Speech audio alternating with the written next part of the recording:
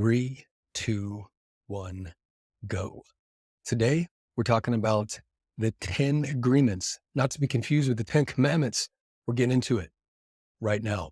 Okay, so 10 agreements. What are they? How do you use them? And why are they important to you?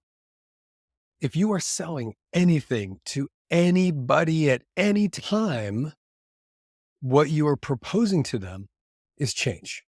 And change fundamentally is the opportunity for something better.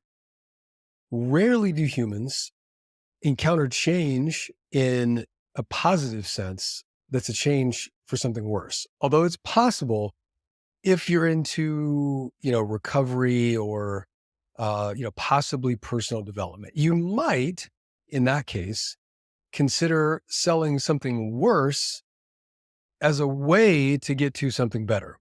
But I digress. Agreement number one, possibility. First of all, your customers, prospective customers, need to at least believe that the product itself is possible. Now, you might be thinking, Maseo, anything is possible. Well, look, Tony Robbins' woo-woo BS aside, let me give you some concrete examples. So if you're talking to, say, a business owner, and you're a SaaS company, SaaS founder, SaaS sales rep, and that business owner is having a problem reconciling customer accounts. And they've gone through multiple solutions, multiple enterprise solutions, and nothing is working. You need to acknowledge, at least in a small way, that business owner believes that the solution is not possible. That's one aspect of what we're talking about. So I'm not saying, they disbelieve that Apple pens actually exist or something like that. It's more specific to your solution as it relates to their problem. Continuing, agreement number two, beneficial nature. And so this is where they've got to believe that the product or service is actually going to benefit them. Now, again, you might be saying, but Maseo, of course my product is going to benefit the world. Everybody can use my product. That's just not true. If you currently believe that everyone could use your product, you need to pack everything up and go to work for somebody else because you are absolutely delusional. That is not the case with anything, anywhere, at any time. Case in point, there are Apple phones and there are Android phones. Obviously, people want a choice. So what does it mean, though, that they need to believe that the product or service is beneficial? Well, using the last example, you've got the business owner, they're encountering this problem in their business every day. You're proposing a solution. The beneficial nature has to do with their day in the life, right? How are they going to encounter their world through the lens of your product? Is it going to make their life bigger, better, faster, easier? Or are you just adding a layer of complexity? For example, my personal feeling of Asana and most other quote unquote productivity software is they actually add a layer of difficulty and complexity that's just not needed. I can use sticky notes and put them on the wall far faster than I can learn to use a piece of software like Asana. So that's one example for when you're selling into accounts, how that beneficial nature might not be obvious. Number three, it needs to be personal, right? Even if you're selling into enterprise, the individual who's going to be signing or is part of the decision-making process needs to believe it's going to benefit them personally. Now, this is something that is so hard to convey, particularly if your team is familiar with and used to selling B2C. When you're selling to a consumer, like if you were selling something to me, even though I'm an entrepreneur, even though I've run big businesses, I'm going to approach that personal product and that personal buying decision slightly differently than I will in the context of my company. So you need to understand and acknowledge that there is a personal risk when you're talking about selling or a sales decision in an enterprise or a team-based environment. It could be related to the pecking order. It's like, hey man, Maceo's last 3 or 4 decisions weren't that great, so maybe we shouldn't trust him. And if I'm on the receiving end of that and you are talking to me as your initial point of contact, my filter is going to be through this personal risk that's over here, not necessarily directly related to your product. That's a very touchy issue in the sense that most enterprise sales reps just don't even want to acknowledge that that's the case. Remember, if you're selling into a team, you're selling into a big business, the top priority is not whether or not that business makes more money, unless you're talking to a founder or a founding team. It's their personal results or their personal position in the grand pecking order. It's the politics of dancing. If you don't get that clear and you're selling into a large team, you're absolutely going to fail. Of course, desire. Like they got to want the thing. You know what I mean? Like they need to have some level of desire. Now, in various contexts, let me shift gears for a second here, because I talk to and work with real estate investors. I talk to individuals that are in the process of raising money, right? So when you're in the process of raising money, that's usually to go out in the world and do something, right? You're raising money to go buy something. Well, that thing that you're buying, unless that seller has a desire, your negotiation is going to be protracted. Your price is not going to be that great. Your terms are going to be awful. Why? Because that person really doesn't have a desire, and their only impetus or their only real motivation is to absolutely maximize their side of the deal. Now, that's fine. Everybody wants to be in that position. But if you're on the end of actually buying something, you don't want that. So in that specific context, for example, if you are an investor or you are involved in a fund or you're involved in acquisitions, you really want to understand or find people that have a burning desire. Going all the way back to the Crossing the Chasm book, which is sort of the seminal work in technology, it's the so-called bleeding from the neck problem. If you have a customer or you have found a legitimate problem that is likened to bleeding from the neck, that individual or that team is going to have a burning desire to solve the problem.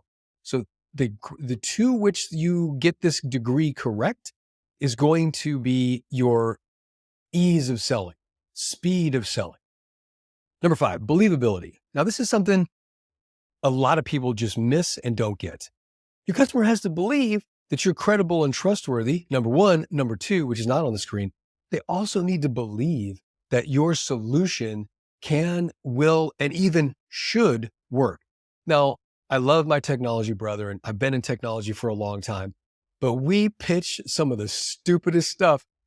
A VC a long time ago, he gave me a heuristic that I absolutely love. And the first question that he asks all technology founders is, how is your solution better than a spreadsheet? You've got to own this if you are a founder or you are somebody that is going out into the world with your product. How is your product better than fill in the blank? I like using an example of my trusty drinking apparatus here, i.e. a mason jar. It's cheap, it's plentiful, I can grab it. I've got 5 in the cupboard. It holds water. Right? So if you're trying to convince me, oh, Maseo, look, you need this latest and greatest blah, blah, blah, I'm just not going to believe you. Why? Because this thing does everything I need it to. Now, there's a way to get around this, which we'll get into in later videos.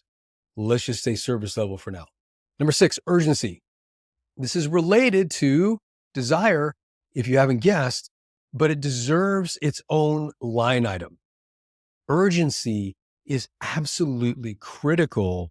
And in your sales process, you need to understand how to foment urgency, how to create urgency and enhance urgency. That's marketing's job to foment, right? To create, and it's sales' job to investigate and enhance so that the customer can make a decision. I've talked a lot about this in other videos. 7, liability. You got to reverse the risk. I mean, come on. I was on the phone with a sales organization just yesterday, and they were looking for me to spend $15,000 on their particular application. And as we were going through the contract and I was asking questions, what I overtly told the salesperson is, look, you are asking me to take on all the risk, which is the absolute fact. And it's heightened by those of you knuckleheads who like to use value-based selling.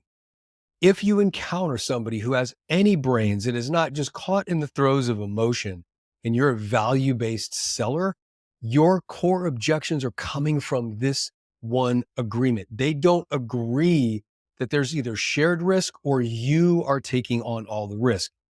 The degree to which you take on more risk is the degree to which your prospective customers will feel comfortable in taking your solution. Attainability. They've got to believe that they can attain the product or the service. Now, what does that mean? Well, a product or a service in and of itself doesn't just represent the product or service, right? We'll use the example of the glass again. The glass represents convenience, health, hydration. All of that flows from this thing sitting on my desk. Your product does the same for your prospective customers. So at the very beginning, when they don't know you, they don't like you, they don't trust you. In fact, they dislike you, they mistrust you. What they think is that you're just out to get their money. They don't believe that the product or service is attainable through the lens of the result. So you've got to start way back before the product or service or result is attainable, or even in the grasp of the prospect. You need to understand their perspective there. Timing. They got to believe the timing is right. Why now specifically? Now, this is results oriented, but it's also current situation oriented. What is their day in the life?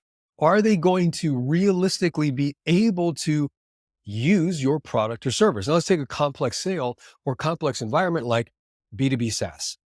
Typically, you're going to be selling into an organization that's already doing stuff. They're not just sitting around waiting for something to happen.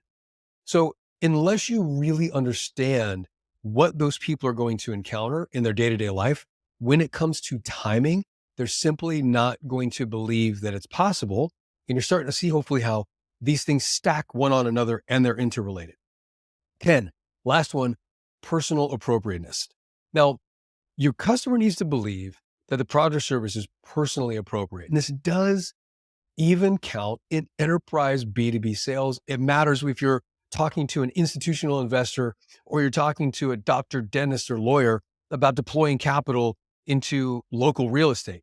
They need to understand that it's personally appropriate for them. Now, this could be a technical matter, right? So if you've got a high net worth individual or somebody who's just got a high income, then maybe they need to understand the tax benefits. Maybe they need to understand how the depreciation applies.